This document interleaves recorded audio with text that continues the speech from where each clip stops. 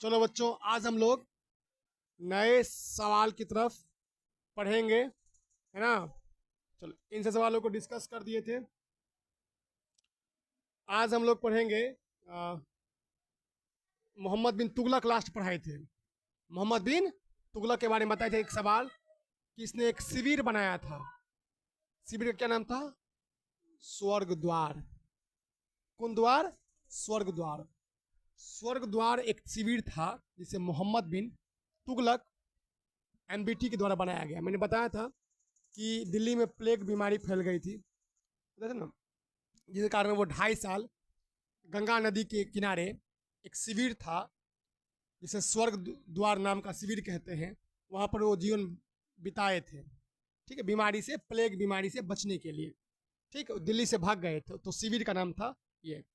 फिर मैंने पढ़ाया था कि कौन सा सुल्तान था जिसने बाहरी विश्व के साथ, बाहरी विश्व के लोगों के साथ, बाहरी के साथ करीबी कूटनीतिक, उनका कहना था जो बाहर के लोग हैं, जो बाहर के लोग हैं जैसे विदेश के लोग हैं, उनसे करीबी कूटनीतिज्ञ बना के रखो, मतलब क्लोज डिप्लोमेसी, उसकी संस्कृति से जुड़ो, आर्थिक संपर्क का पक्ष। ये कहते थे जो विदेश के लोग हैं ना, बाहरी दुनिया के लोग, उनसे जुड़ो, उनकी संस्कृतियों से जुड़ो, जुड़ो, क्लोज हो, एसोसिएट हो जाओ, है ना। तो करीबी कूटनीतिज्ञ, सांस्कृतिक और आर्थिक संपर्क का पक्षधर कौन था? मोहम्मद बिन तुगलक। तो इन सब प्रश्नों को मैंने कल के क्लास में डिस्कस किया था। आज हम लोग इसके आगे के सवालों को डिस्कस करेंगे। चलो, ठीक है, कोई दिक्कत? तो बच्चों, हम लोग शुरू करते हैं अगला आज का क्लास। हाँ, यहाँ से पढ़ाएंगे। किस अभिलेख में अशोक बुद्ध धर्म और संघ के प्रति विश्वास प्रकट करता है? मतलब कौन सा अभिलेख है? जानते हो अभिलेख को क्या कहते हैं? इंस्क्रिप्शन क्या कहते हैं? जैसे इसमें, जैसे कहीं पर पत्थर पे कुछ लिखा हुआ हो, या कहीं पर कोई कपड़े पे कुछ लिखा हुआ हो, उत्कीर्ण हो, इंस्क्राइब्ड हो, लिखित हो, तो वो होता है क्या? अभिलेख। इतिहास में अभिलेख का बहुत ज्यादा महत्व होता है, समझे? इधर ध्यान रखना। एक होता शिलालेख। अभिलेख के अंदर क्या आते हैं? शिलालेख, मतलब शिला का मतलब पत्थर, तो पत्थर पे जो लिखा होता है उसे क्या कहते हैं बाबू? शिलालेख। बहुत तरह के दीवार पर, पत्थर पे, किसी लकड़ी पर, या किसी कपड़े पर भी लिखे होते हैं, बहुत सारा लेख लिखा होता है।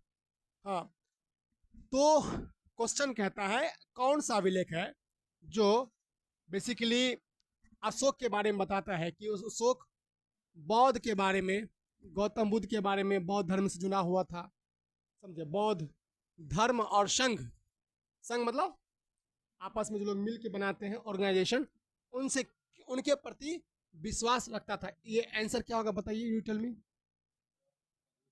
हाँ, भाब्रू लघु शिलालेख। कौन शिलालेख है?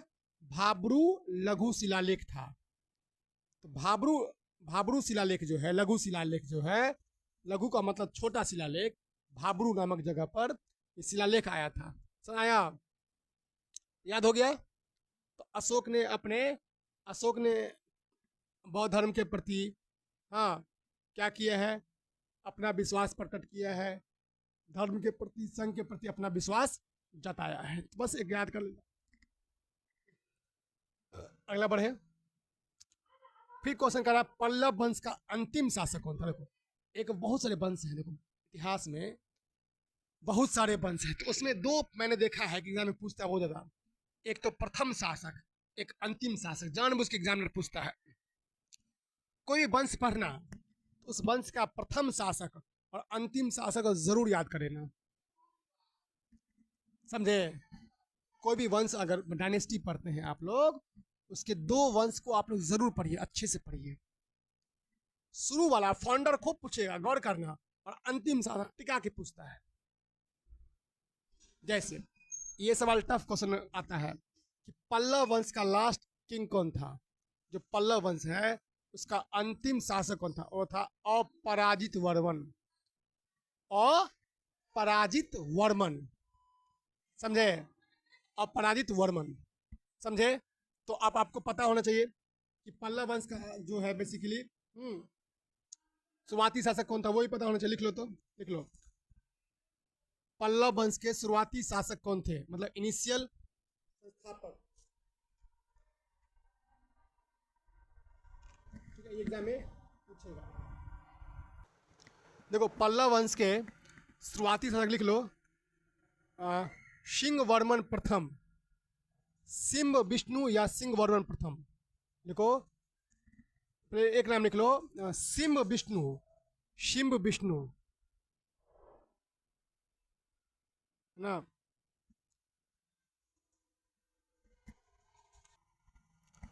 पल्लव वंश के शुरुआती शासक कौन थे बुआ? शिंब विष्णु, शिंब विष्णु याद रहेगा जी।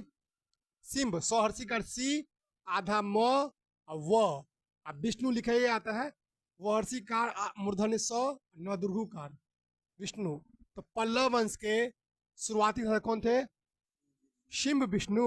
अब पल्लव वंश के अंतिम शासक अपराजित वर्मन, अपराजित वर्मन।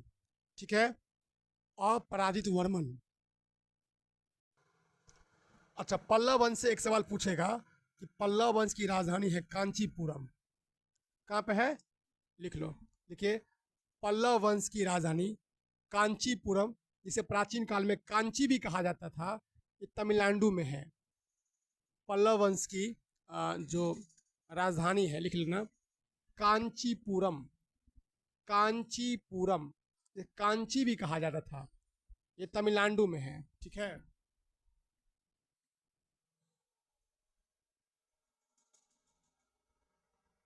कोई दिक्कत? याद हो गया? क्या बोले? हाँ, ठीक है। तो राजधानी कांचीपुरम था। राजधानी कौन था? कांचीपुरम। पहले बात फिर समझो। तो पल्लव वंश के बारे में प्रथम राजा बताओ कौन थे? सिंह विष्णु, सिंह विष्णु। और बेसिकली और बताना है, इसकी राजधानी कांचीपुरम या कांची, ये कहाँ पे है कांचीपुरम? तमिलनाडु में, समझे? ये तमिलनाडु में है। ठीक है, याद हो गया। और इसके लास्ट किंग कौन, अंतिम शासक कौन थे? अपराजित वर्मन, अपराजित वर्मन। नाम है अपराजित, मतलब अपराजित मतलब जो पराजित ना हो, जिसे डिफीट नहीं किया जा सका, जिसको हराया नहीं जा सके, वो होता अपराजित वर्मन। ठीक है, लेकिन जानते हो दुनिया में कोई भी ऐसा नहीं कि पराजित नहीं हो, सब पराजित हो सकता है। ठीक है, कोई दिक्कत? रहेगा? चलो, तो ये ध्यान रखना, बहुत आसान सवाल सा है। तो मैंने अभी पढ़ाया, भाब्रू अभिलेख में क्या था बताइए जी, ये बताओ तुम। हाँ, अशोक ने बौद्ध धर्म के प्रति और संघ के प्रति आस्था प्रकट किया था, है ना। ये किस अभिलेख में है? भाब्रू अभिलेख में। ठीक है, और पल्लव वंश के प्रथम शासक बताओ? सिंह विष्णु, सिंह विष्णु। और पल्लव वंश के जो है मुख्य रूप से जो है अंतिम शासक अपराजित वर्मन, अपराजित वर्मन। इसके कैपिटल कौन है? कांचीपुरम, याद रखना। ठीक है, सिंह विष्णु। ये सब पूछेगा परीक्षा में, सब पूछा हुआ है, कोई दिक्कत? अगला क्वेश्चन देखो, एक ही सवाल कई बार रिपीट हो गया है। अच्छा, ये सवाल एग्जाम में खूब आता है, ये बात सही भी है। देखो, एक वेद है, कौन वेद है जिसमें कहा गया, बड़ा इंटरेस्टिंग सवाल, ये थोड़ा सवाल हट के पूछा था कि विद्यार्थी जल्दी पता नहीं होता कि युद्ध जो होता है, युद्ध लड़ाई, हाँ, वो इंसान के ब्रेन में स्टार्ट होता है, दिमाग से स्टार्ट होता है। वो कौन सा वेद है बताओ? पढ़े हो? आगे क्यों नहीं पढ़े? आगे तो पढ़ने देते हैं, उसको पीडीएफ को पढ़िए, पढ़ के आइए, तब हमसे थोड़ा आप अच्छा सा सवाल भी पूछ सकते हैं। उसको पढ़ के आना है, और उसका कुछ नोट भी बना के लाओ। कम से कम रोज जितना पढ़ा देते हैं, 50 सवाल एक्स्ट्रा पढ़ के आओ, 50 सवाल एक्स्ट्रा, और उसका फुल डिटेल नोट, समझे? उसका फुल डिटेल नोट भी बनाइए। देखो कौन सा वेद, कौन सा ऐसा ये है ना, तो वो नाम है, वो वेद का नाम है अथर्ववेद। कौन वेद? अथर्ववेद कहता है मनुष्य युद्ध का जो स्टार्ट होता है वो कहाँ से होता है? मस्तिष्क से, ब्रेन में ही, ब्रेन से ही युद्ध हो। ये बात सही भी है। तुम ठान लोगे कि लड़ाई करना है तो करना होगा, ब्रेन से ही। ठान लोगों की शांति रखना है तो शांति हो जाएगा। ये बात किस में होता है? अथर्ववेद कहता है 4 वेद है, पता है? ऋग्वेद, सामवेद, यजुर्वेद, अथर्ववेद। ठीक। अथर्ववेद में एक और खासियत है, जादू टोना, मंत्र, तंत्र। मतलब जो भी जादू टोना होता है, जो हम लोग निगेटिव मंत्र नहीं कहते, निगेटिव तांत्रिक शक्ति वगैरह जो होता है, किस वेद में है? अथर्ववेद में है। सबसे पुराना वेद है ऋग्वेद। संगीत का पिता कहते हैं सामवेद को, और जनोत्सव का मंत्र जो है अथर्ववेद में है। और ये जनोत्सव का मंत्र जो है यजुर्वेद में है। अथर्ववेद में तांत्रिक, भूत प्रेत सबका चर्चा किया गया है, समझे? और कहा गया है स्टार्टिंग कहाँ से होता है लड़ाई? ब्रेन से। कहाँ से? ब्रेन से होता है। कोई दिक्कत? कोई दिक्कत? चले, याद देगा, याद देगा जी। लिख लो अथर्ववेद के बारे में, लिख लो।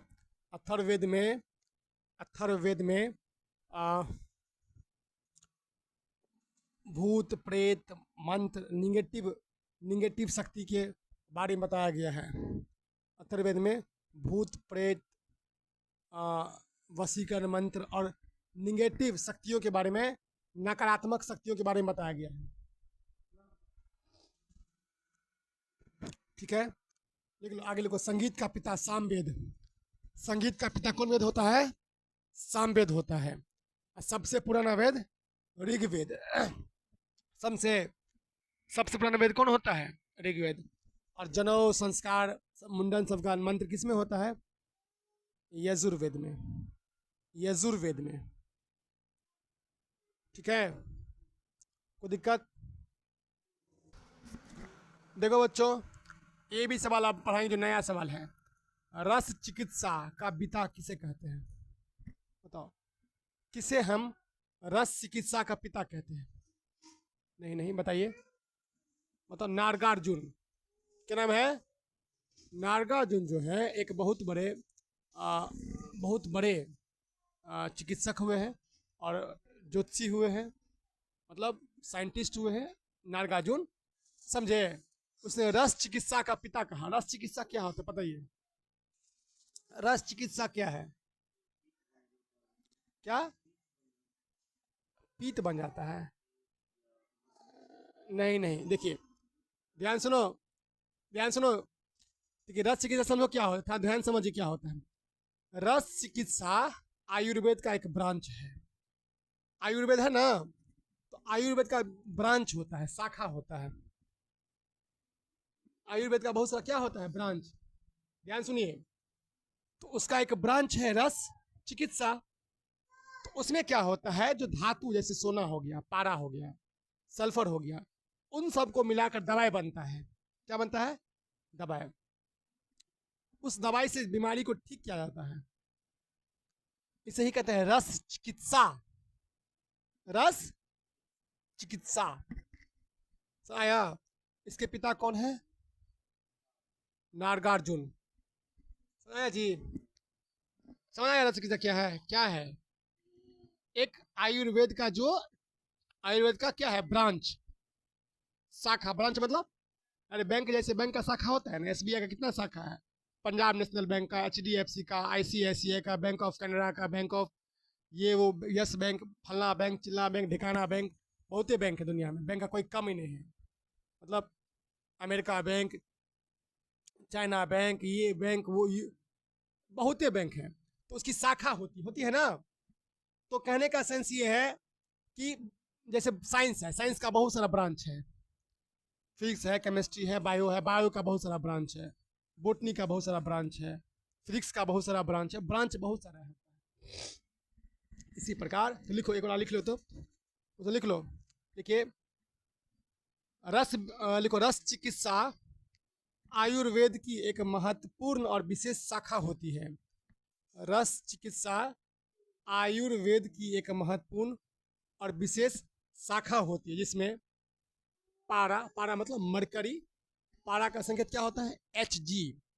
जैसे पारा या पारद या मरकरी, पारा लिखा, इसमें पारा मरकरी लिखा। फिर लिखो गंधक, सल्फर, गंधक मतलब sulphur, SULPHUR, sulphur, sulphur, sulphur, पारा, पारा मतलब मरकरी, सल्फर मतलब गंधक लिखा। आगे लिखो धातु, धातु लिखो सोना, चांदी, लोहा आदि।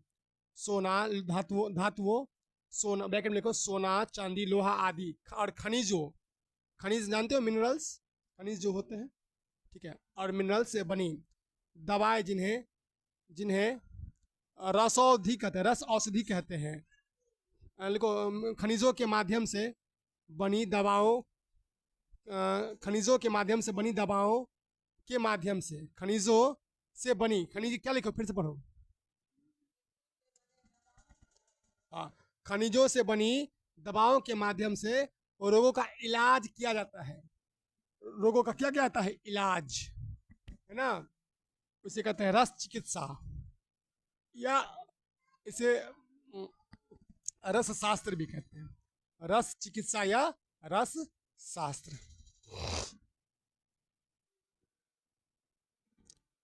समझे? कोई दिक्कत? तो रस चिकित्सा जो होता है वो बहुत जल्दी असर करता है, शीघ्र फास्ट असर करता है, समझे? वो तेजी से असर करता है, ठीक है।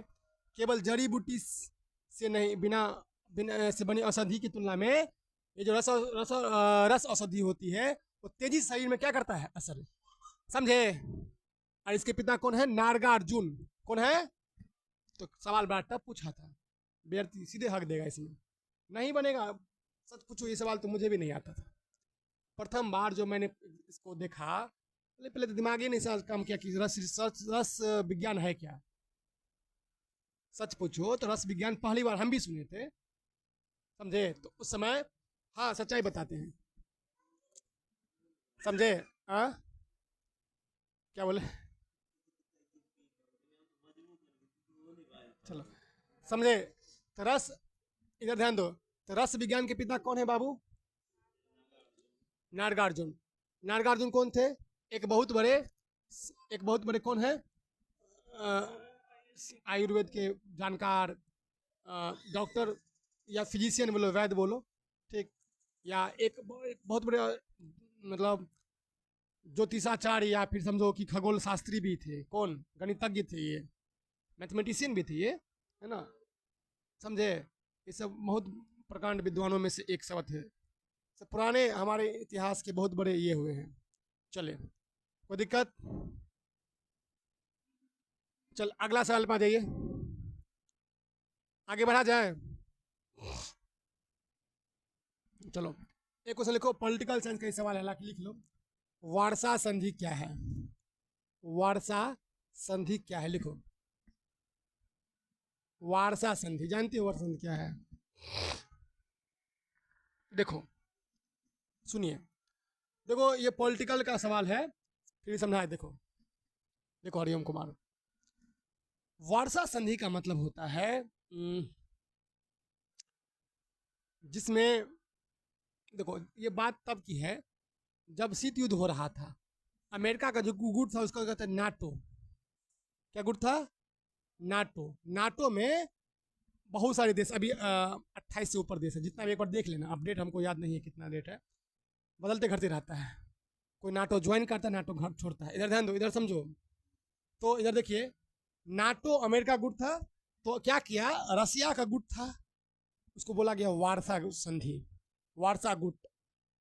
तो रसिया के जो रसिया से मिले जुले देश थे उसको क्या कहते थे?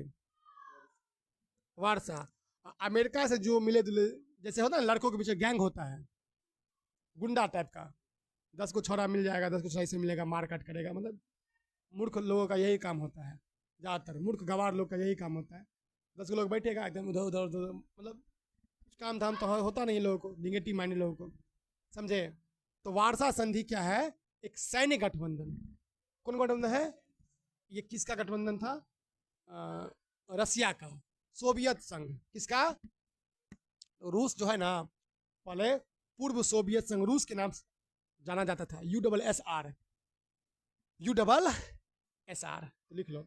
यह एक रूस, पूर्व सोवियत संघ रूस का, पूर्व सोवियत संघ रूस का सैन्य गठबंधन था, सेना का गठबंधन था, समझे। सेना का क्या था? गठबंधन। नाटो लिखे, नाटो अमेरिका का सैन्य गठबंधन था, ठीक है। कोई दिक्कत? याद रहेगा? चलो अगला बढ़े। चलो, गौतम बुद्ध के प्रवचन की भाषा क्या थी? देखो, गौतम बुद्ध ने जो भी प्रवचन दिया है, जो भी सरमन दिया है, उनकी कौन भाषा में दिया गौतम बुद्ध? पाली भाषा में। देखो, एक भाषा है पाली।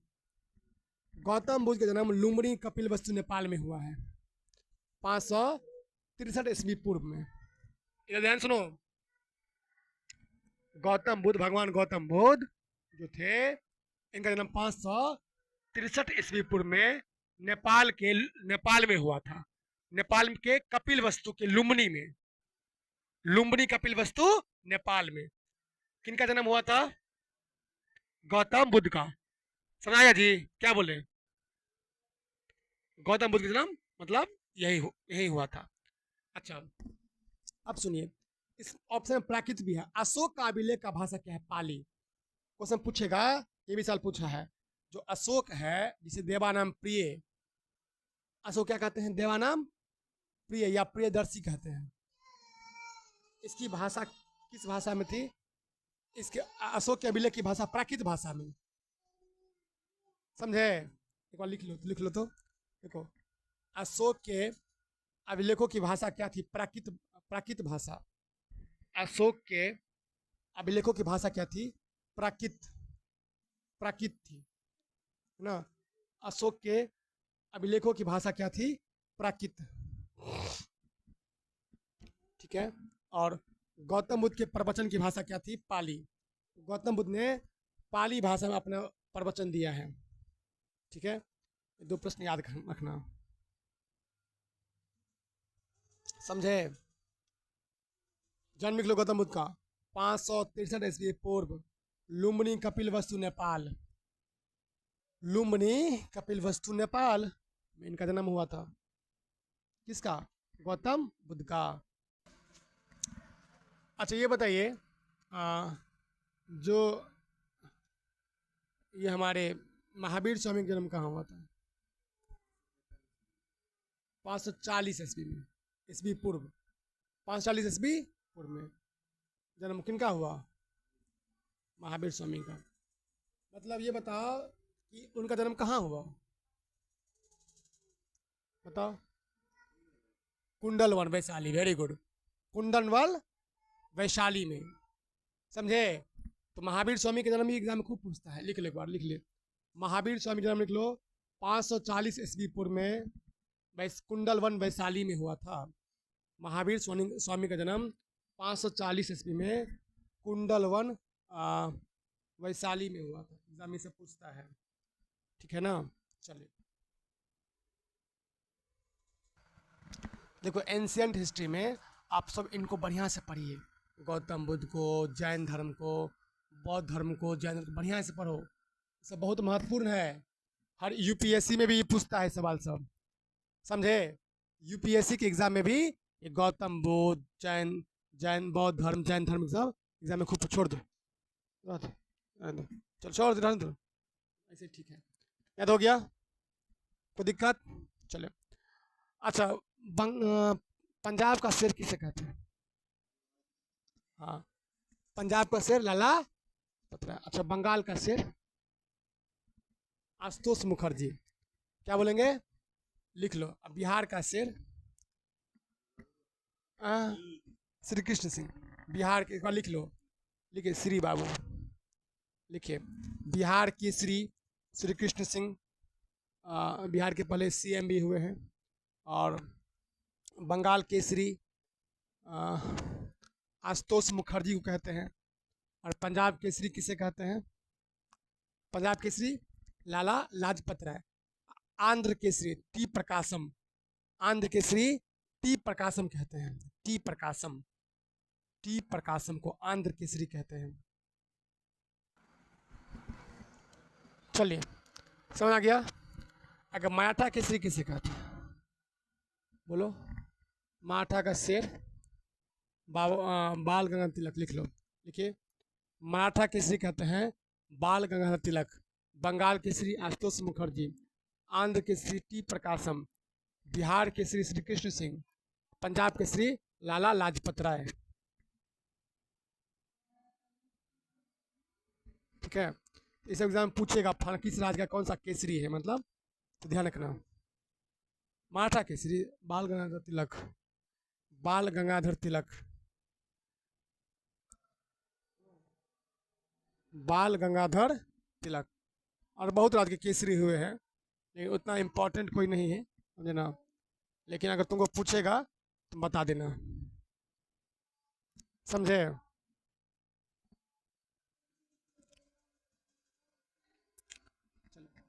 अगला सवाल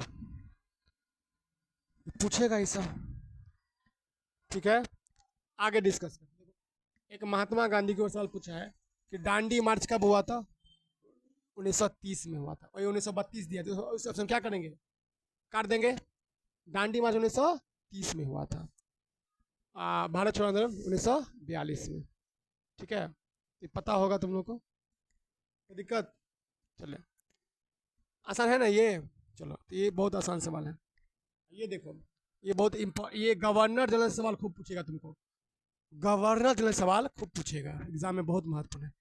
एक बार गवर्नर जनरल जो सवाल है उसको पढ़ लेना है ना, घटना चक्र में जी। गवर्नर जनरल बीपीएससी के लिए एग्जामिनर मोस्ट इंपॉर्टेंट एग्जाम्पल, जैसे कौन सा गवर्नर जनरल था जिसका नाम जेम्स एंड्रू था? कौन सा गवर्नर जनरल था जिसका नाम जेम्स एंड्रू था? जेम्स एंड्रू किस गवर्नर को किस गवर्नर जनरल को कहते थे? लॉर्ड डलहौजी को। किसको? याद कर लीजिए, कौन है? James Andrew, James Andrew. तो कोई पूछेगा तो बता देना, याद है ना? वही डलहौजी जिसने हड़प की नीति अपनाया था, याद है? हड़प की नीति के तहत किसको हड़पा गया था? सतारा को। डॉक्ट्रिन ऑफ लैप्स, याद है ना? चले, तो जेम्स एंड्रू। नया सवाल है तो फर्स्ट जाओगे, नया नहीं, बीपीएससी में पहले भी पूछ चुका है। यही ट्रेन चलवाया था, डाकघर चलवाया था। ट्रेन का शुरुआत, डाकघर की शुरुआत इसे किसने किया था? लॉर्ड डलहौजी ने किया था। तो इन सब बातों को ध्यान रखना, डलहौजी ने किया था। अगला, अब देखो, सिंध, सिंह या सिंध, सिंध लिखो। सिंध किस ब्रिटिश के द्वारा विजित किया गया? अच्छा, वही फिर से गवर्नर जनरल वाला सवाल है। कौन सा गवर्नर जनरल था जिसने सिंध को जीता था 1843 में? 1843 में सिंध का क्षेत्र किसने जीता था? बोलो, ये भी सवाल देखो। नेपियर, क्या नाम था? नेपियर। ध्यान रखना, ये सब घटना चक्र दोनों सवाल है। घटना चक्र में पहले ही ऑलरेडी 2 सवाल पूछा जा चुका है, सब नया सवाल नहीं है। ये 2 सवाल ऑलरेडी घटना चक्र पढ़ेंगे आप, आपसे मिल जाएगा, उसमें पढ़ना, बुक लेके आना, दिखा देंगे। तो सिंध जो है, सिंध को किसने जीता था? नेपियर। क्या नाम था? और इसका डेट महत्वपूर्ण है, 1843 में। 1843 में सिंध को क्या किया था? जीत लिया था। ठीक है, इसको बढ़िया से लिख लेना।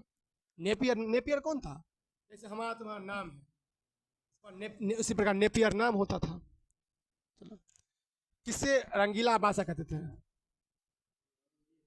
रंगीला बादशाह नहीं, रंगीला बादशाह वो होता था जो नग्न अवस्था, नंगते घूमता था दरबार में। हुमायूं से नहीं रे, मोहम्मद शाह रंगीला नाम था, मोहम्मद शाह रंगीला। इसे क्या कहते थे? रंगीला बादशाह।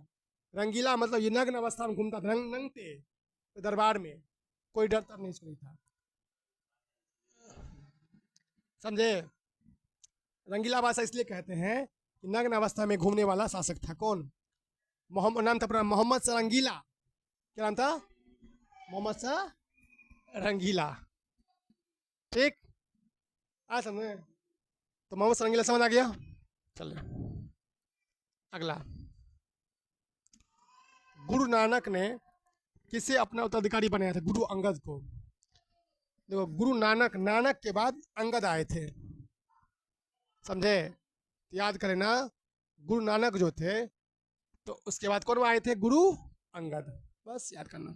अच्छा, सिख धर्म में एग्जाम में खूब पूछता है। अच्छा, सिख धर्म के संस्थापक गुरु नानक देव। गुरु नानक देव के बाद गुरु अंगद। अंतिम शासक सिख गुरु अंतिम गुरु गोविंद सिंह। जन्म हुआ था पाटलिपुत्र में। 10वां और अंतिम गुरु कहाँ पर? 10वां और, तो कोई पूछेगा 10वां अंतिम गुरु कौन थे?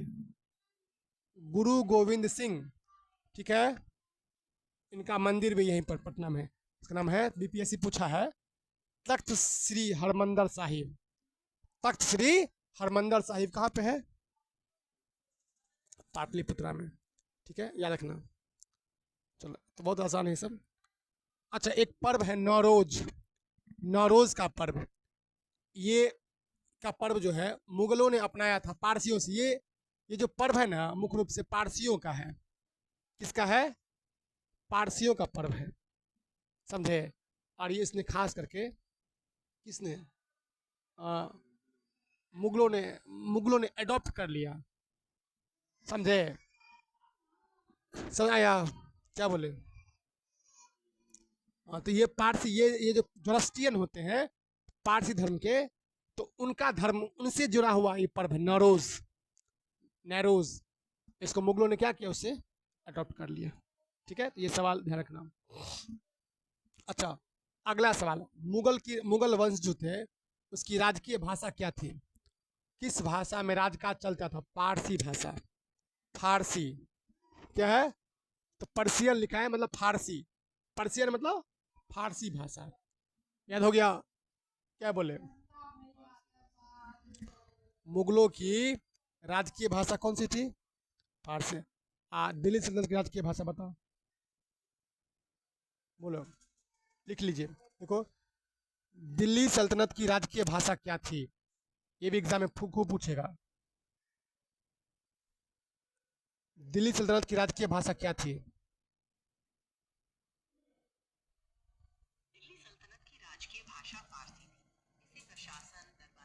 फारसी। दिल्ली सल्तनत की भाषा फारसी। और मुगल वंश का, मुगल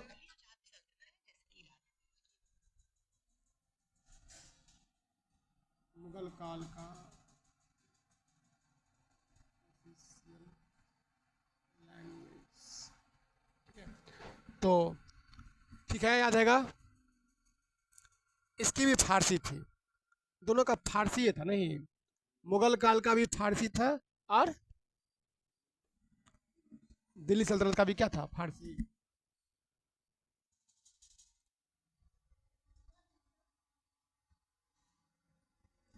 ठीक है, याद हो गया?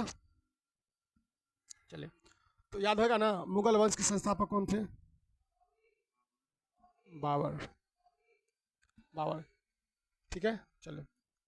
अंतिम शासक बहादुर शाह जफर। ठीक। चलो अगला देखो, अब यहाँ पे समझो, यहाँ पर 3-4 चीज समझिए। देखिए, अब यहाँ पर एक चीज एग्जाम में पूछेगा, कौन से मीमांसा के, कौन से दर्शन के कौन से संस्थापक हुए? जैसे एक सवाल है, जो सांख्य दर्शन है, कौन दर्शन है? तो इसके शुरुआत करने वाले कौन थे? कपिल मुनि। कौन मुनि? याद कर लेना। सांख्य दर्शन, कौन दर्शन? देखो, अलग अलग फिलोसफी है, तो अलग अलग उसके प्रपोंडर हैं, फाउंडर हैं, अलग अलग उसको शुरुआत करने वाले हैं, है ना? तो एक दर्शन है, नाम है सांख्य दर्शन। उनके फाउंडर कौन थे? कपिल मुनि। कौन थे? तो याद रखना, कपिल मुनि। ठीक है, पतंजलि के हैं, ये जो बाबा पतंजलि है ना, कौन चलाते थे? पतंजलि के ये रामदेव चलाते हैं, उसका नाम है रे,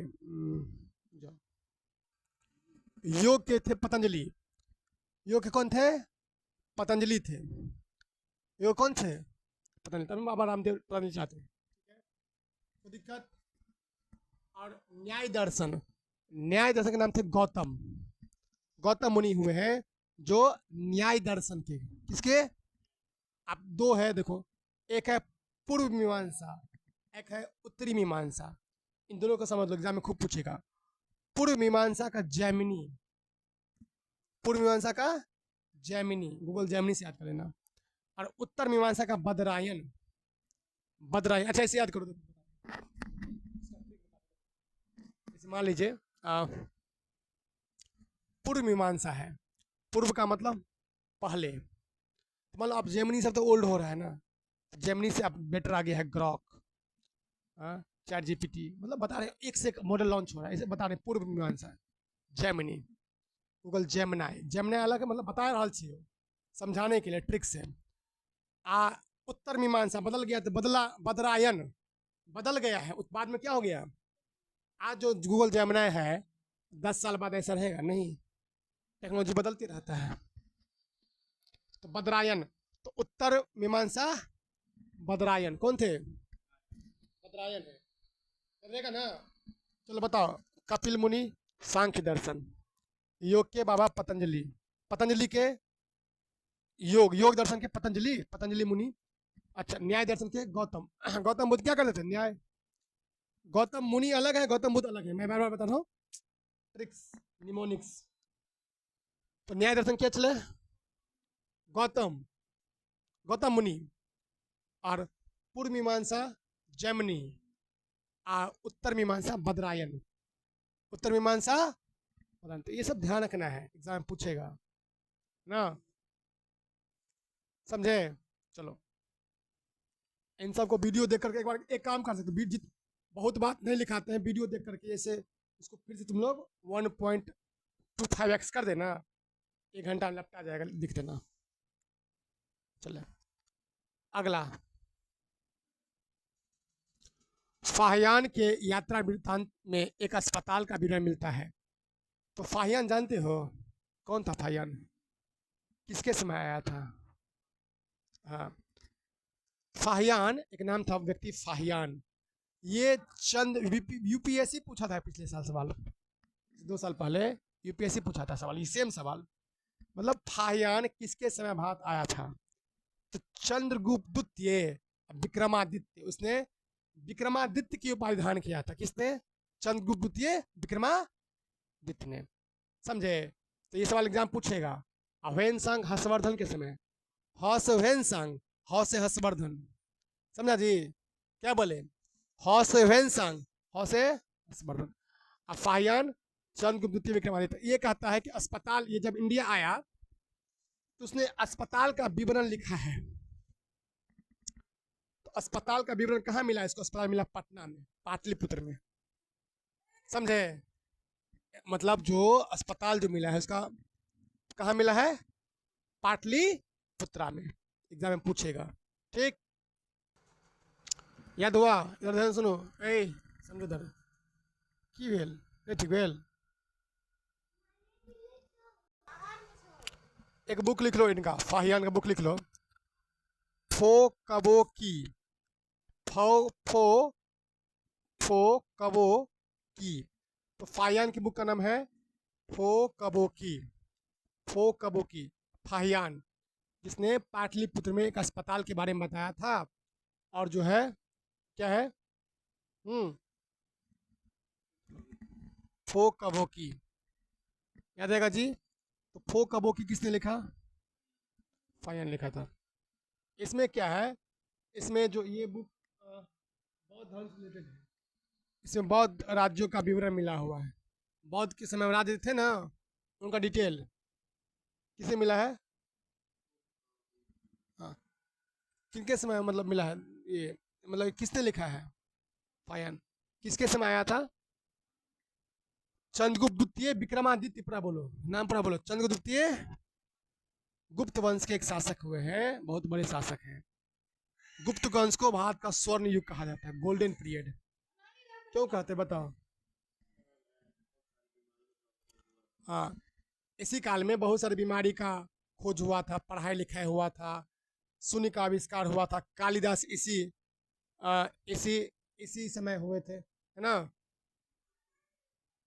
समझे? हाँ, इस समय पेट को चीर के बच्चा निकाला, इसी गुप्त काल में ही सी सेक्शन था, पेट को चीर के बच्चा। 5,000 से अधिक बीमारियों का खोज हुआ था इसमें। मतलब साहित्य सब चीज में एक्सीलेंट हो रहा था, बहुत बढ़िया हो रहा था। गुप्त काल साहित्य से लेकर विज्ञान से लेकर खेलकूद हर चीज में आगे था, इसलिए क्या कहते थे इसको?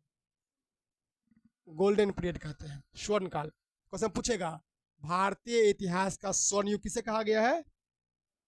गुप्त काल को। तो उसी के समय एक महान शासक थे चंद्रगुप्त सेकंड विक्रमादित्य। हालांकि चंद्रगुप्त प्रथम भी थे, लेकिन ये बहुत पॉपुलर हुए, विक्रमादित्य। ठीक है, तो उन्हीं के समय दौरान में कौन थे? फाहियान। इनकी किताब का नाम क्या था? फबो कबो की। फबो कबो एक चीनी शासक है वेन सांग, वो किस समय आया था? यो लिख लो तो, वेन आधा ह लिख लो, ह नीचे में ऐसे कर दो, वेन शांग, वेन सांग, ह वो एक वे ऊपर अंशवार ग, वेन सांग, हर्षवर्धन के समय आया था। इनकी फेमस बुक है सी यू की। इनकी फेमस बुक है सी यू की, फेमस किताब है सी यू की। ठीक है, सी यू की।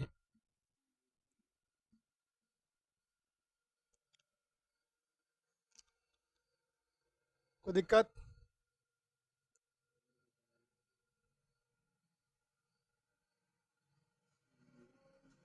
सी यू की, कोई दिक्कत? देखिए, एक अभिलेख है मंदसौर प्रशस्ति। देखो ये एग्जाम अभी आज ही 12वीं वाले को सवाल पढ़ाए थे। मंदसौर मंदसौर प्रशस्ति, मंदसौर अभिलेख कहाँ पे बताओ? ये मंदसौर कहाँ पे है जगह? देखो, मंदसौर जगह है मध्य प्रदेश में। कहाँ पे है? समझे? ये करने वाले थे। मध्य प्रदेश में, म से मध्य प्रदेश, म से मंदसौर, समझा? ध्यान सुनो, तो मंदसौर अभिलेख में एक राजा हुए हैं कुमार गुप्त। कौन राजा? वही कुमार गुप्त हैं, इनके बारे में लिखा गया है, इनकी उपलब्धि के बारे में लिखा गया है, समझे? ये वही कुमार गुप्त हैं जिसने नालंदा विश्वविद्यालय की खोज किया था। नालंदा विश्वविद्यालय प्राचीन काल से बहुत सारे देशों में फैला हुआ था, समझे? बौद्ध धर्म को बहुत फैलाया, बहुत सारे लोग। वो नालंदा को आग लगाया किसने था? बख्तियार खिलजी, पगला शासक बख्तियार खिलजी ने क्या किया? इसको आग लगा दी, कई महीनों तक जलता रहा नालंदा, समझे? तो मंदसौर अभिलेख के बारे में मंदसौर अभिलेख में किस राजा के उपलब्धियों का विवरण मिलेगा? क्या बोलोगे? कुमार गुप्त। एक पूछेगा प्रयाग प्रशस्ति में किसका? मंदसौर हो गया प्रशस्ति, मंदसौर प्रशस्ति। एक है प्रयाग प्रशस्ति, इसमें समुद्र गुप्त का। किसका? समुद्र गुप्त का, समझ आया? तो प्रयाग प्रशस्ति में समुद्र गुप्त का, और मंदसौर प्रशस्ति में कुमार गुप्त को लिख लो, शॉर्ट में लिख लो। प्रयाग प्रशस्ति में मंदसौर, प्रयाग प्रशस्ति में प्रयाग प्रशस्ति में लिख लो इसका क्या कहते हैं? समुद्र गुप्त को। इसे भारत का नेपोलियन कहते हैं, और इसे बीना बजाते हुए दिखा गया है। क्या बजाते हुए? बीना। अब मंदसौर प्रशस्ति लिख लो जो मध्य प्रदेश में है, ये कुमार गुप्त। लेकिन कुमार गुप्त नालंदा यूनिवर्सिटी की खोज किया था, नालंदा विश्वविद्यालय की खोज किया था। ठीक है, किसने? हाँ, कोई दिक्कत? अच्छा, प्रयाग प्रशस्ति किसने लिखा? राइटर कौन था? हरिसेन, लिख लो। प्रयाग प्रशस्ति के लेखक हैं हरिसेन। प्रयाग प्रशस्ति के लेखक हैं हरिसेन। क्या है? अब मंदसौर प्रशस्ति के लिख लो वत्स भट्ट, वत्स भट्ट, वत्स भट्ट लिखे हैं। मंदसौर प्रशस्ति के लेखक हैं वत्स, व आधा तो स, वत्स भट्ट। ठीक है, कोई दिक्कत है समझ में? तो बताइए, तो मंदसौर प्रसिद्ध लेखक कौन है? कुमारगुप्त। मंदसौर है कहाँ पर? एमपी में। एमपी को हम लोग टाइगर स्टेट के नाम से जानते थे, लेकिन एक बार देख लें करंट में नया टाइगर स्टेट बना है। तो एमपी को हटा कर कोई एक नए करंट में सुने हुए थे, एक बार चेक कर लेना, नया टाइगर स्टेट बना हुआ था, समझे? तो एक बार चेक कर लेना है इसको। मध्य प्रदेश ही है। कौन है? क्या कहते हैं? टाइगर, क्योंकि यहाँ पर टाइगर सबसे ज्यादा है, बाघ सबसे अधिक यहीं पर, इसलिए क्या कहते हैं इसे? हाँ। तो मंदसौर अभी कहाँ पे है बाबू? ये किस राजा से जुड़ा हुआ है? कौन को? इसको लिखा वत्स भट्ट, वत्स भट्ट। प्रयाग प्रशस्ति को हरिसेन। ये किसके बारे में मिलता है? समुद्रगुप्त को बिना बजाते हुए देखा गया है। इसको भारत का नेपोलियन किसने कहा था? समुद्रगुप्त को भारत वीएस स्मिथ ने कहा था।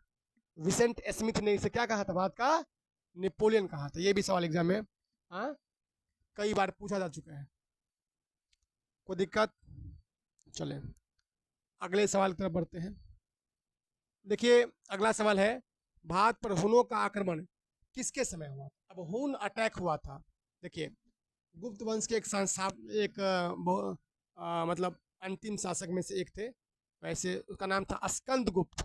नाम था स्कंद गुप्त के समय उन्होंने अटैक कर दिया, समझे? गुप्त वंश के जो है बेसिकली एक राजा हुए हैं स्कंद गुप्त। कौन गुप्त? उसने क्या किया? स्कंद गुप्त के टाइम पर क्या हुआ था? हुनों का आक्रमण। एक बार लिख लो इस सवाल को, लिख लो।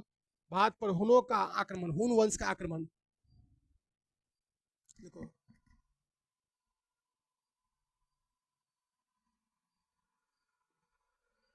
भारत में हुन वंश का आक्रमण किसके समय हुआ था? स्कंद गुप्त समय। हुन अटैक, हुन वंश का आक्रमण। स्कंद गुप्त ने हुनों को बुरी तरह, लिख लो, स्कंद गुप्त ने बुरी तरह हरा दिया हुनों को, है ना? ठीक है, स्कंद गुप्त ने क्या किया था? बुरी तरह, लिख लो 455 ईस्वी में हुआ था समय। समय लिख लो 455 ईस्वी में। याद रहेगा? क्या बोले?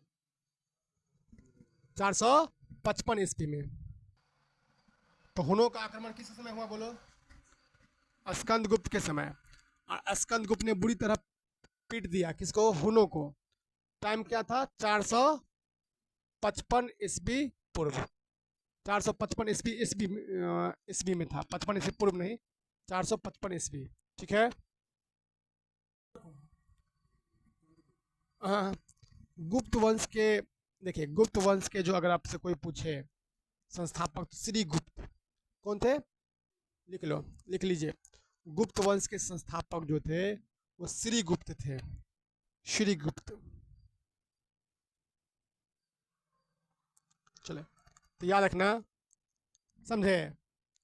गुप्त वंश के फाउंडर कौन है? श्री गुप्त। चलो कोई दिक्कत? अच्छा, गुप्त वंश के अंतिम शासक विष्णु गुप्त, लिख लियो। विष्णु गुप्त वंश के अंतिम शासक जो थे वो विष्णु गुप्त थे। गुप्त वंश के अंतिम शासक विष्णु गुप्त कौन थे? विष्णु गुप्त। गुप्त वंश के अंतिम शासक कौन थे बाबू? अच्छा, कई बार विष्णु गुप्त ऑप्शन में नहीं रहेगा, ध्यान दो धर। कई बार एक एग्जाम दिए थे, उसमें क्या था, बिहार एसएससी में पूछा था, उसमें ऑप्शन में था स्कंद गुप्त। अगर विष्णु गुप्त ना मिले तो ऑप्शन क्या मिलेगा? देखो पूरी बात समझिए, देखो क्या होता है, पूरी बात कहानी समझो। सबसे अंतिम महान शासक थे स्कंद गुप्त। क्या थे? तो अगर विष्णु ऐसे सबसे अंत में कौन थे? ऐसे देखो, तुमको मान ले तो, मान लो दो सबसे, मान लो कि एक संख्या 9 और 10 है।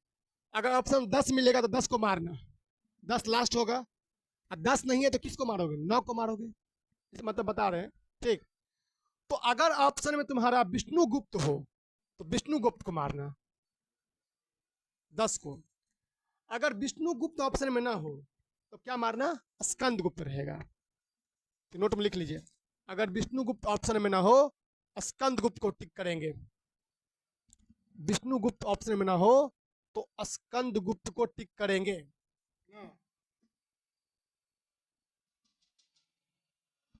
ठीक है, तो ये जो शुरुआत सांसद कौन थे, श्रीगुप्त। एक बार समझो, गुप्त वंश पूरा पढ़ा ही देते हैं।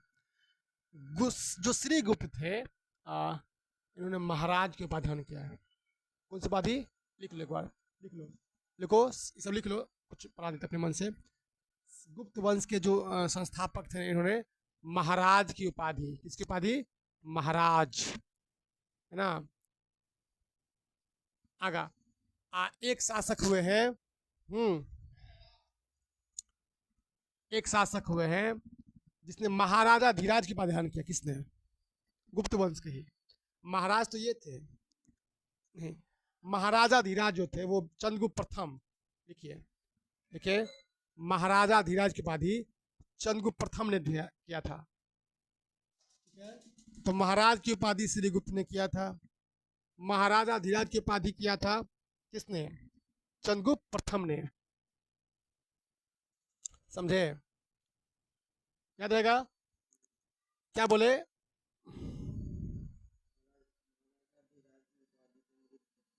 हाँ ठीक है, आगे बढ़ा जाए, आगे याद हो गया, बोलो। तो महाराजा धीराज चंद्रगुप्त प्रथम। अब विक्रमादित्य की उपाधि किसने लिया था, चंद्रगुप्त द्वितीय विक्रमादित्य। कंफ्यूज मत होना, देखो पूरी बात समझो। महाराज की उपाधि श्रीगुप्त, जो गुप्त वंश के फाउंडर हैं। गुप्त वंश को शुरुआत किसने किया था, श्रीगुप्त ने, समझे। और गुप्त वंश के शुरुआती राजा कौन थे, श्रीगुप्त। और महाराजा धीराज की उपाधि चंद्रगुप्त प्रथम। अब विक्रमादित्य की उपाधि चंद्रगुप्त द्वितीय विक्रमादित्य, उनका नाम ही है पूरा, चंद्रगुप्त द्वितीय रहेगा ऑप्शन में। जिसके समय फाहियान आया था, अभी पढ़ा है ना। अच्छा, 9 दरबारी किसके समय थे, नहीं, अकबर के समय तो था ही, एक राजा भी है गुप्त काल में, द्वितीय चंद्रगुप्त द्वितीय विक्रमादित्य के समय। लिख लो, लिख लीजिए,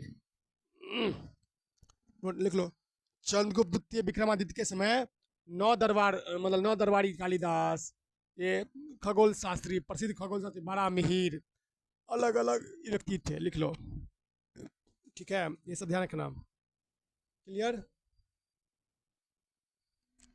9 दरबारी, 9 महान, देखो 9 महान विद्वान नवरत्न, नवरत्न 9 महान रत्न नवरत्न किसके समय थे,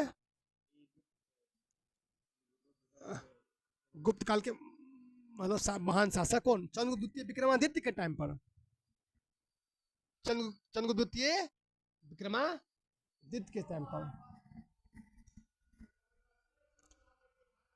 आया समझे, जो विक्रमादित्य था ना जी, उसके टाइम पर क्या थे, 9 दरबारी थे।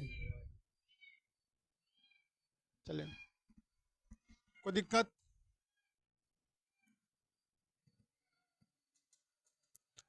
नालंदा विश्वविद्यालय किसने बनाया था, कुमार गुप्त ने बनाया था। आहून आक्रमण किसके समय हुआ था, स्कंद गुप्त समय, बताए ना अभी। चलो अगला, आर्यभट्ट किसके समय थे, बताओ। आर्यभट्ट किसके समय थे, 9 रत्नों में से एक था। गुप्त काल में किसके समय, कौन राजा के समय, चंद्रगुप्त द्वितीय विक्रमादित्य। 9 रत्न एक बार लिख लेना, 9 रत्न सब कौन कौन था, उसको पढ़ना, उसको बढ़िया से। कालिदास, बड़ा मिहिर, आर्यभट्ट, बहुत सारे थे, ठीक है, उनको एक बार पढ़ना है। कोई दिक्कत है, चलिए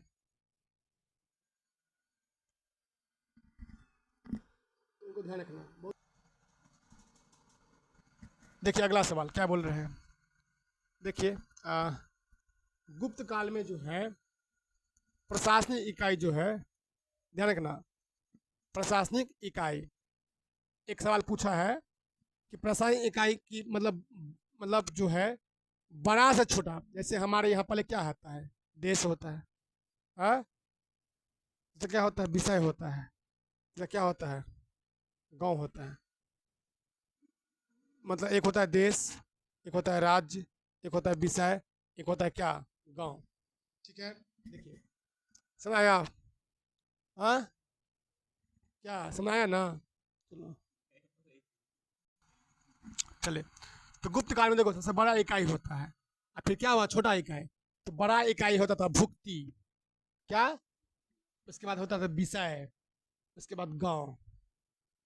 भुक्ति का मतलब होता है राज्य, विषय का मतलब जिला, और गांव का मतलब ग्राम, मतलब गांव, विलेज, जो गांव है हमारा।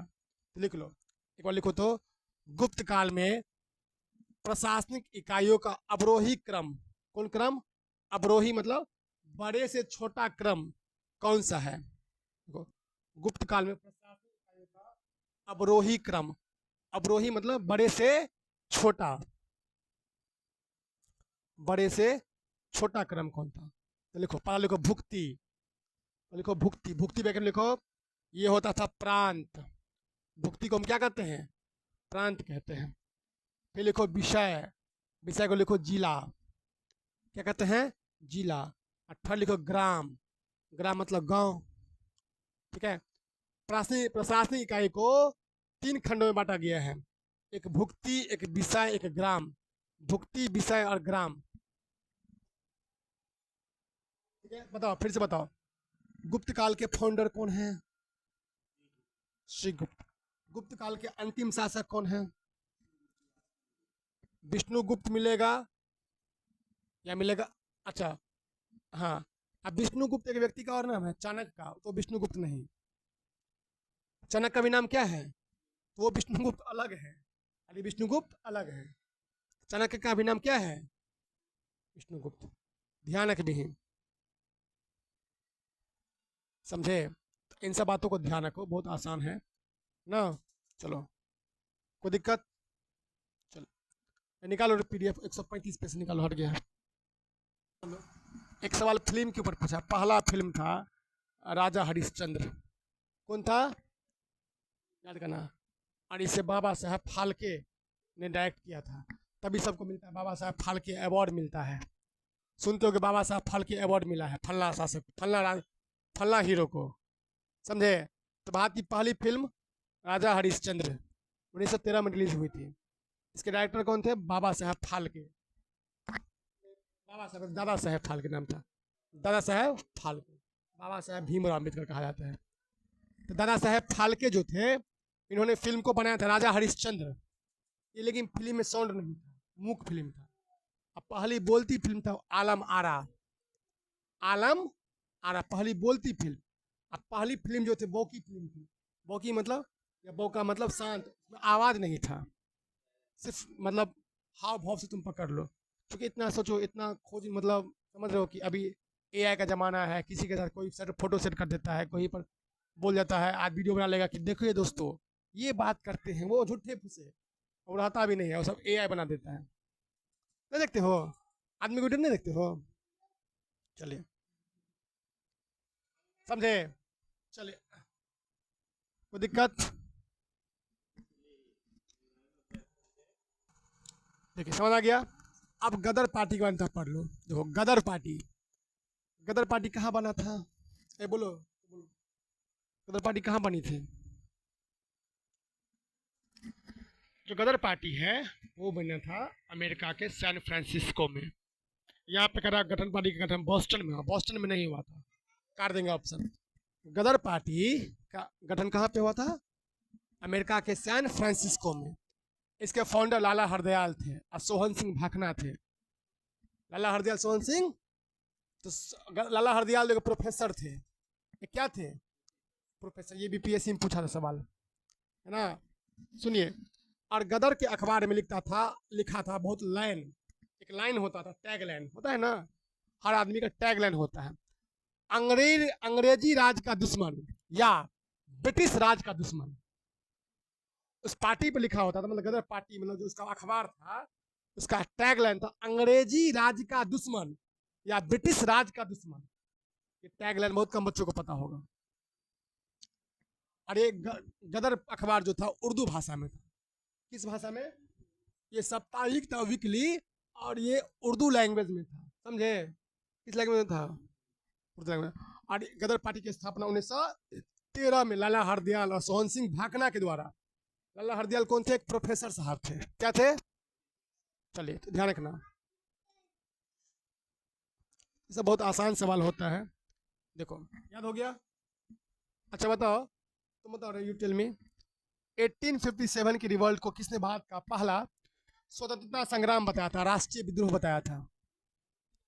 कौन शासक था, मतलब कौन इतिहासकार थे जो 1857 की क्रांति हुई थी ना, जो अलग अलग जगहों से हुआ? झांसी की रानी, मंगल पांडे किए थे, हमारे बाबा बूढ़े, बिहार के 80 साल के बूढ़ा कौन?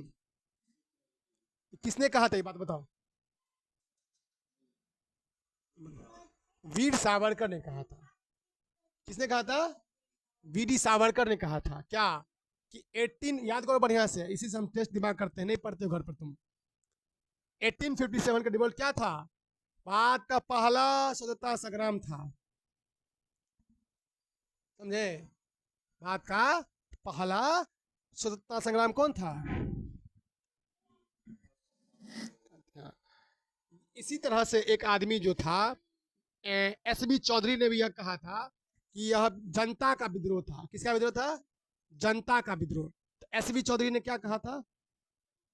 जनता का विद्रोह। इन्होंने भी माना था जनता का विद्रोह, लेकिन एक व्यक्ति थे आरसी मजूमदार, उसने कहा नहीं, ये कोई राष्ट्रीय विद्रोह नहीं था, और ये कोई भी राष्ट्रीय विद्रोह नहीं था, और ये कोई भी प्रथम स्वतंत्रता संग्राम भी नहीं था।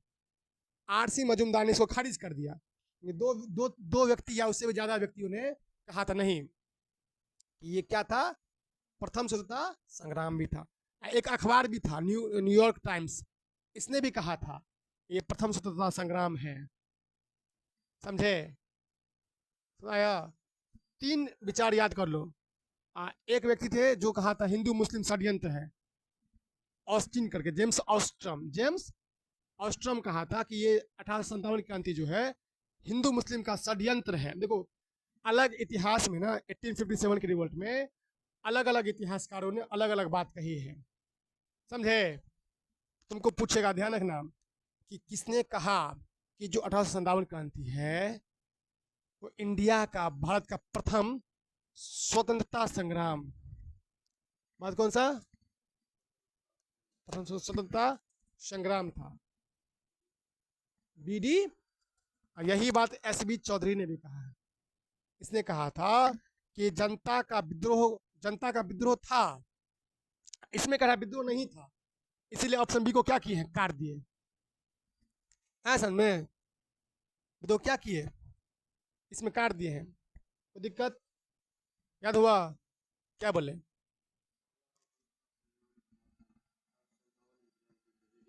वीडी सावरकर ने। आरसी मौजूदा हमने कहा था नहीं, ये कोई क्रांति फ्रांति नहीं, ना तो ये राष्ट्रीय क्रांति था और ना ही ये पहला क्रांति था। ठीक, याद रखना इन सबको, बढ़िया से नोट बनाना इसको वीडियो देख करके। चले, सुनाया रे? क्या टाइम हो गया क्या? बस 5 मिनट और पढ़ो। देखिए, अब देखो एक चीज, एक विद्रोह हुआ था, नेवी विद्रोह। बताओ क्या होता है? पढ़े हो? रॉयल इंडियन नेवी जानते हो तुम लोग? देखो, नौसेना विद्रोह समझो, उसको समझाते। नया सवाल तुम लोगों को लगेगा, लेकिन है बहुत आसान, पुराना सवाल है। फरवरी 1946 में इंडिया की जो नेवी थी ना, उसने अंग्रेजों के अगेंस्ट विद्रोह कर दिया। क्या बोले? जानते हो 3 सेना होता है, थल सेना, वायु सेना और पानी वाला नेवी। तो इंडियन नेवी ने क्या किया था? विद्रोह कर दिया। डेट याद करना, फरवरी 1946, जिसको डेट को टिका के रखना। ऑप्शन में दिया था 45 को काट दिया, मतलब स्टेटमेंट में क्या दिया था? 45 नहीं होगा, क्या होगा? कौन सा विद्रोह हुआ था? नौसेना विद्रोह, उसे बोलते हैं इंडियन नेवी विद्रोह। ठीक, इसने नौसेना ने बहुत बड़े लेवल पर क्या किया था? चलो तुम बताओ जीरे, तुम बताओ, डायरेक्ट एक्शन डे कब मनाया गया? पढ़ाया है प्रत्यक्ष कार्रवाई दिवस बताइए मुस्लिम लीग के द्वारा।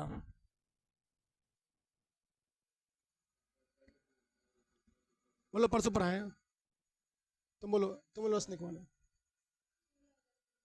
हाँ, 16 अगस्त 1946 को 1900 को क्या बनाया गया? डायरेक्ट एक्शन डे, प्रत्यक्ष कार्रवाई। इसमें कहा था इन लोगों ने नारा दिया, लड़के लेंगे पाकिस्तान।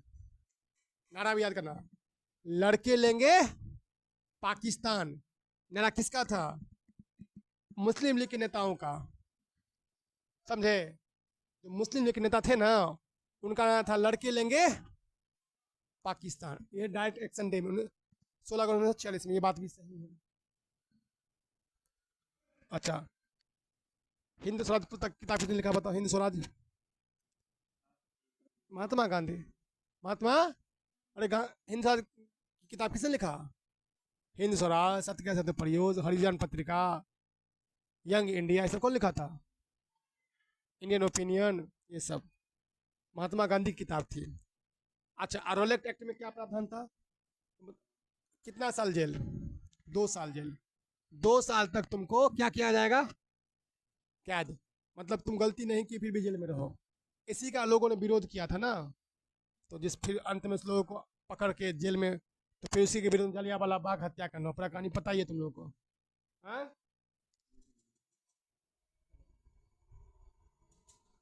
एक क्वेश्चन देखो, बहुत बढ़िया सवाल है। मराठी में एक लेखिका है अवंतिका बाई गोखले।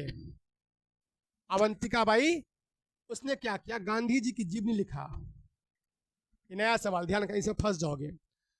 तो एक मराठी की लेखिका है, उसका नाम क्या है? अवंतिका बाई गोखले। क्या नाम है? उसने गांधी जी की एक जीवनी किताब लिखी। तो जीवनी में क्या होता है? प्रस्तावना होता है। क्या होता है? प्रस्तावना, मतलब शुरुआत में को प्रस्तावना रहेगा। संविधान है ना, पढ़ते ना हम, भारत के लोग भारत को संपूर्ण प्रभु संपद समाजवाद निरपेक्ष बनाने के लिए ऐसे करते हैं। तो प्रस्तावना, तो प्रस्तावना को किसने लिखा था? ये अवंतिका बाई गोखले थी, है ना। इसने एक क्या लिखा? किताब। किसके ऊपर लिखा किताब? एमजी के ऊपर। तो उसका प्रस्तावना किसने तैयार किया? कितना टफ सवाल है। बाल गंगाधर तिलक ने। अभी पता है मराठा केसरी कौन थे? समझे? तो बाल गंगाधर तिलक ने क्या लिखा था? इधर कैसे कहें, क्या लिखने रहे?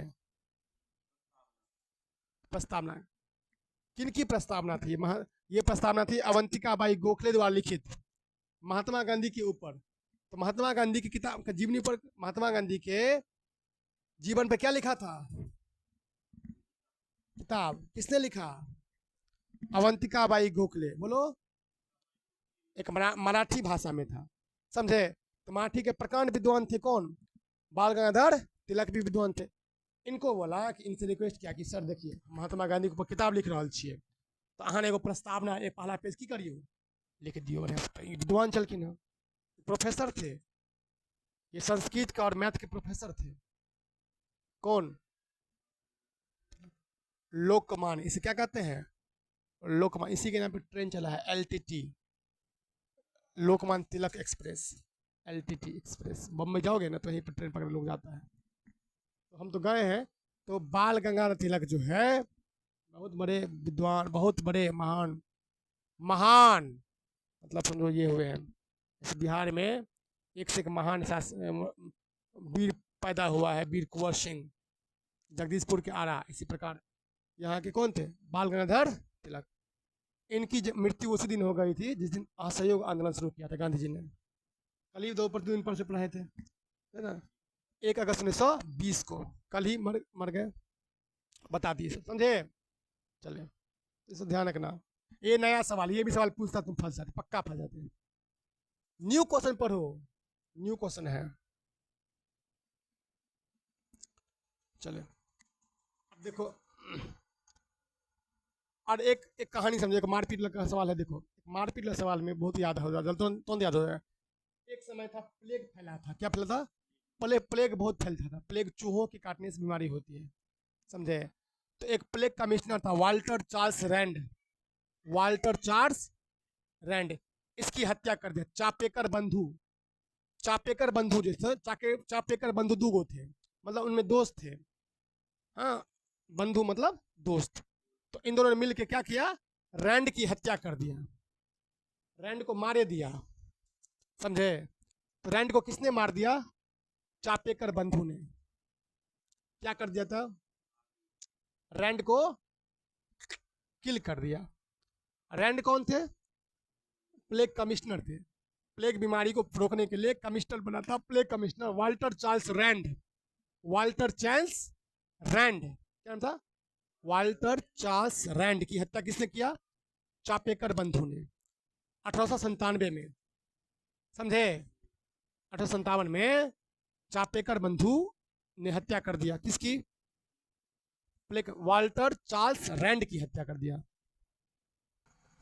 चापेकर बंधु में 3 भाई आते हैं। एक नाम है दामोदर हरि चापेकर, बालकृष्ण हरि चापेकर, वासुदेव हरि चापेकर।